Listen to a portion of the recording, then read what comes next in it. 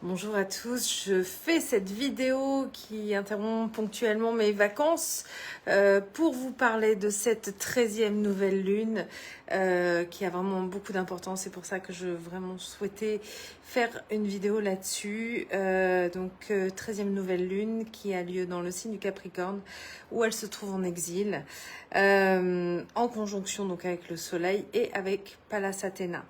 Rien que cette conjonction nous parle déjà d'une nouvelle lune qui plante une graine pour 2025. Alors cette nouvelle lune a déjà eu lieu puisque c'était cette nuit pour nous à La Réunion à 2h26 du matin. Pour la métropole et l'Europe, c'était du coup hier à 23h26 puisque nous avons 3 heures d'écart. Cette nouvelle lune, donc une 13e nouvelle lune, ce qui était assez rare. En gros, c'est à peu près tous les 2 à 3 ans en fait qu'on se retrouve avec des années avec 13 lunes, soit des nouvelles lunes, soit des pleines lunes. Rien que ça, là, dans la symbolique, quand on a une 13e lune, c'est souvent une année marquante. En tout cas, c'est quelque chose qui impacte, c'est une 13e lune qui impacte quelque chose pour la suite. Et celle-ci, elle est vraiment intéressante parce qu'elle se situe vraiment au dernier jour de l'année 2024. Et pour moi, elle sème la graine de ce qui se présente pour 2025. Et donc, dans sa position, cette nouvelle lune en exil, donc c'est une nouvelle lune qui n'est pas du tout en facilité puisqu'elle se retrouvait dans le signe opposé de son signe de maîtrise qui est le cancer à la base. Donc elle est dans un signe qui n'est pas réceptif, qui est plutôt assez dur, assez peu connecté aux émotions en tout cas sur le principe du Capricorne.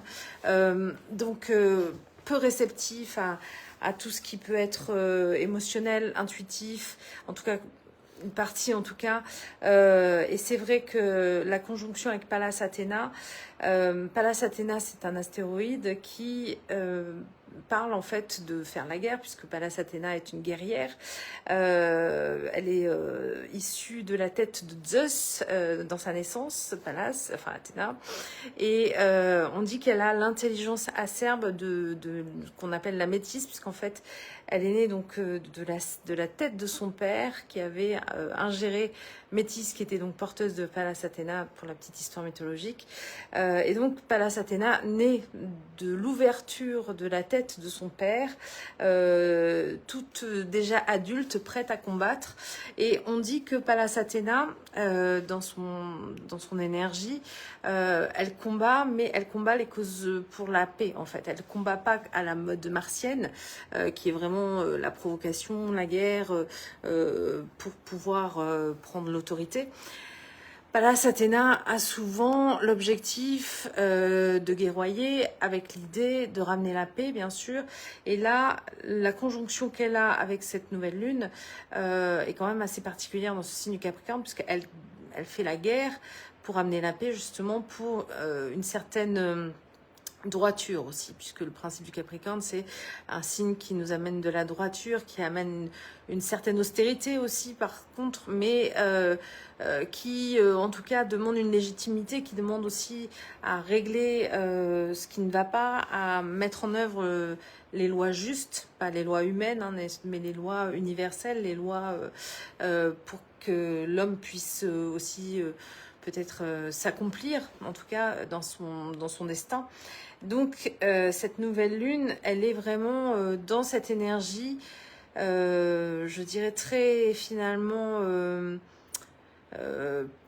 pure presque, hein, parce que il y a vraiment cette notion de d'épuration dans le principe de cette nouvelle lune, puisqu'elle touche aucune planète en dehors de la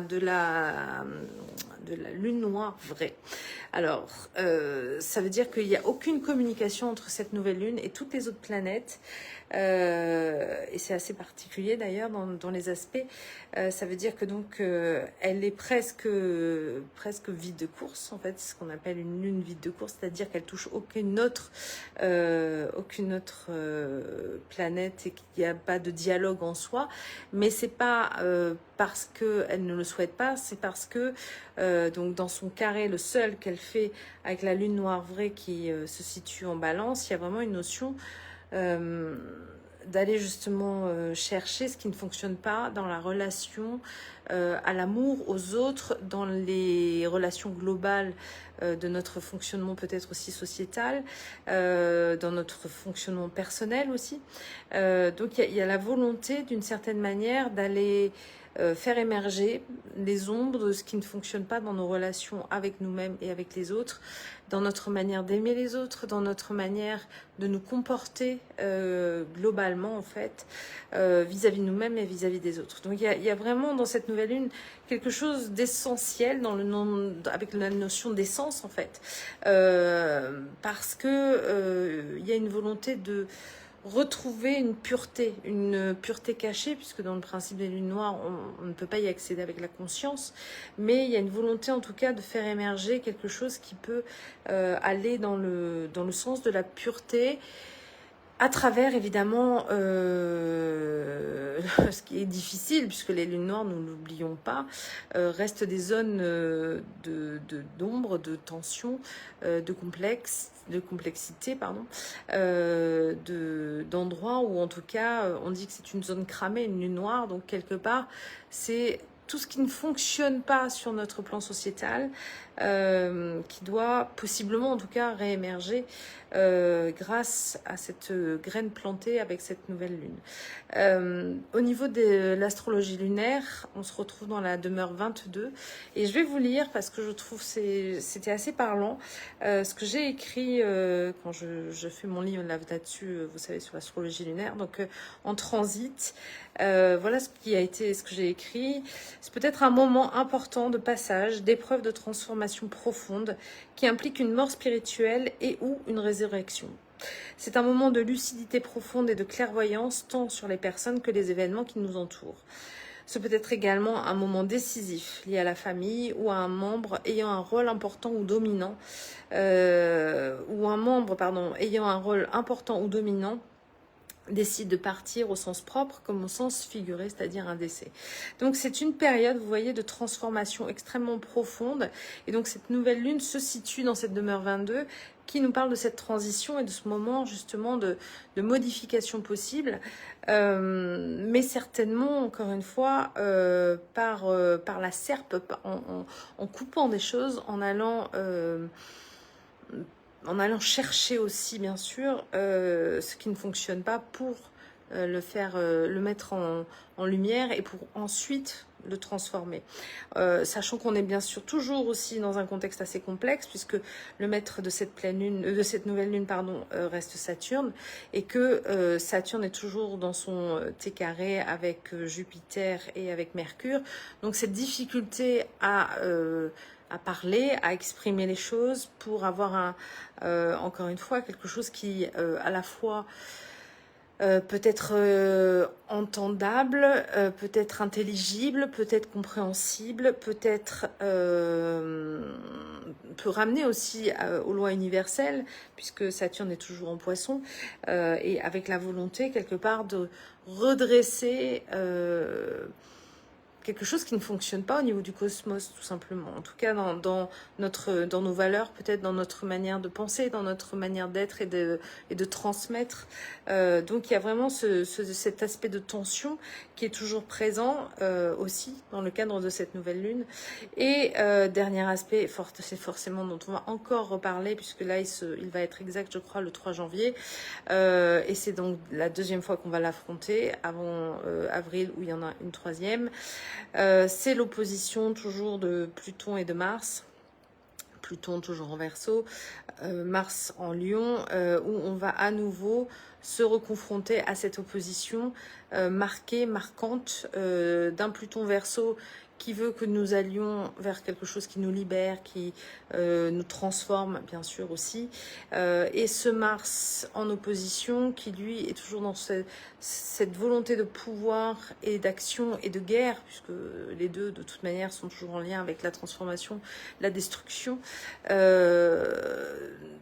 pour peut-être garder le pouvoir tel qu'il est, avec parfois ses incohérences, mais en tout cas aussi ce pouvoir qui peut être mal géré. Donc cet effet de tension est déjà aussi présent dans cette nouvelle lune et toujours actif, puisqu'encore une fois, à nouveau exact au mois de janvier, dans quelques jours.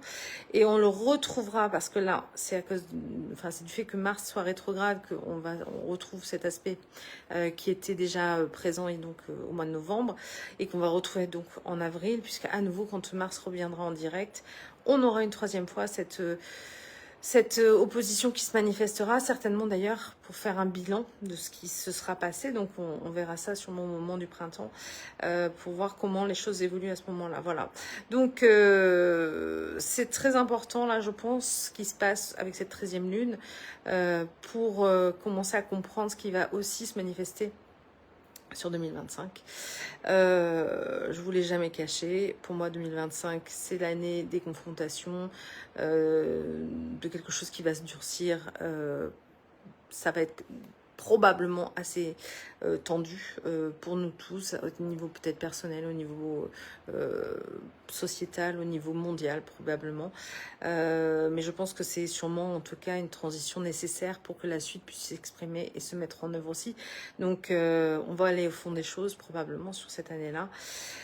En tout cas, c'est tout ce que j'en sens, ressens, tout ce qu'on m'a inculqué aussi depuis 2020 par rapport à ça. Donc c'est un moment à préparer et nous sommes ensemble, nous le préparons donc ensemble. Et s'il fallait en parler une dernière fois, on a aussi donc ce Chiron qui est notre blessure d'incarnation en bélier, qui pareil est en opposition avec les lunes noires, notamment moyennes et corrigées, pour toujours nous parler d'un objectif, d'individuation nécessaire, mais en même temps en modifiant ce qui ne fonctionne pas. Je pense que c'est tout le programme, encore une fois, de l'année à venir. Et donc, on verra la manifestation de cela. On verra comment ça se met en œuvre. Ne craignons rien. Je pense que tout est sous contrôle de l'univers, encore une fois. Si on est là, nous, c'est qu'on a choisi de le vivre. Et donc, allons-y et voyons comment les choses se proposent à nous durant cette année-là. En tout cas, je vous souhaite à tous une excellente année 2025, au-delà de ce que je viens de vous dire, parce qu'on peut toujours dans l'adversité trouver aussi des forces, des capacités et des joies du coup intérieures de trouver aussi ces forces-là. Et puis, je vous retrouve donc à partir du 6 janvier, où je serai de retour cette fois-ci pour de bon. Donc, à très bientôt. Mes rendez-vous sont toujours possibles d'être pris à travers mon site internet, c'est lunestella.com. Il suffit de le prendre en ligne, puisque c'est la seule méthode de toute manière pour prendre rendez-vous avec moi.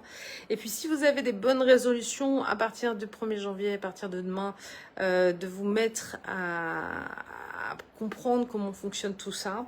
N'oubliez pas que les formations astrologie et ou le cercle des initiés redémarrent à partir du mois de septembre. Donc ça peut être aussi un bon élan de se mettre déjà là-dedans, voilà, de commencer à réfléchir, à préparer ça.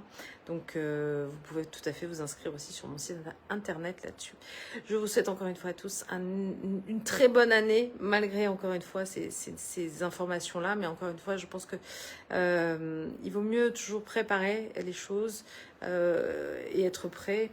Et on dit bien hein, qui veut la guerre la prépare aussi, donc prépare la paix plutôt, voilà. Donc je vous souhaite à tous une très très bonne journée et à bientôt, et minimum aussi janvier.